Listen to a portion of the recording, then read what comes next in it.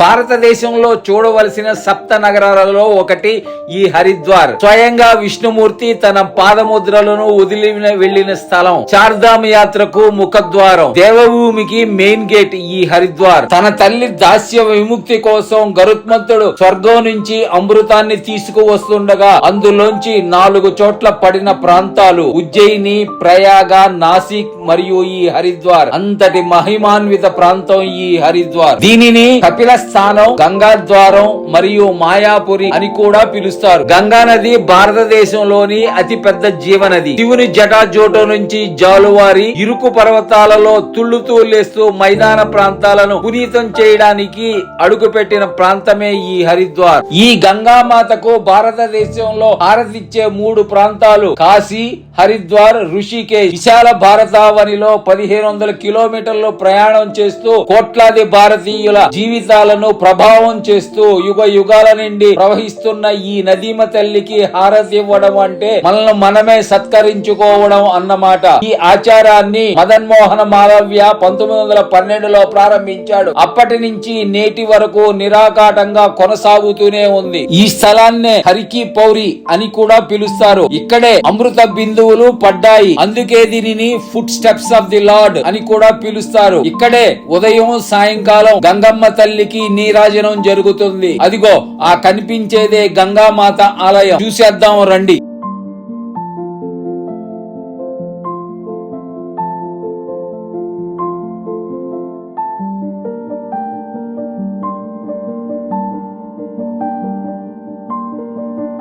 ఆ చక్కటి గంగమ్మ తల్లి స్వచ్ఛతకు మారుపేరుగా చక్కటి తెల్లటి కాంతితో బంగారు రంగు వస్త్రాలతో ఎలా మెరిసిపోతుందో చూడండి. హారతి ఇచ్చే ప్లేస్ ఇదే. హారతి సాయంకాలం 6:30 గంటలకు మొదలవుతుంది. అరగంట పట్టి 7 గంటలకు ముగుస్తుంది. భక్తులు సాయంకాలం 5 గంటలకే వచ్చి కూర్చుంటారు. ఈ హారతిలో మొదటగా ప్రార్థన, పూజ, తరువాత నదిని శుభ్రంగా ఉంచుతానని మన చేత ప్రతిజ్ఞ చేపిస్తారు. చివరిగా హారతిస్తారు. మా గంగే అనే పాట చాలా బాగుంటుంది.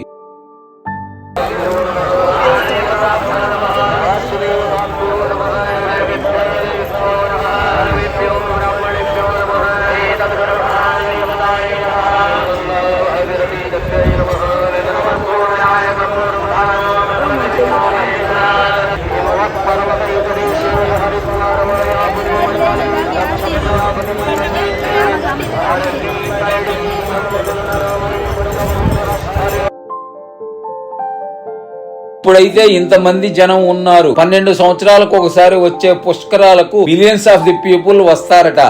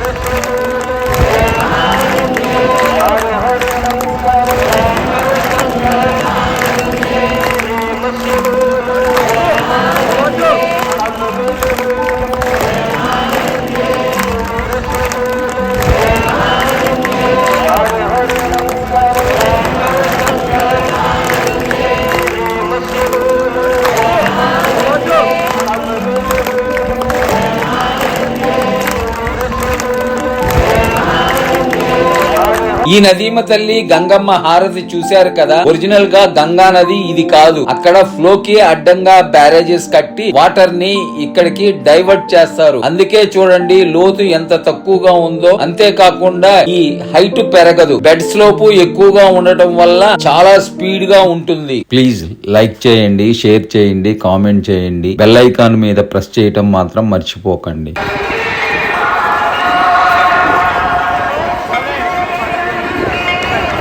మీ ఊహా శిల్పి.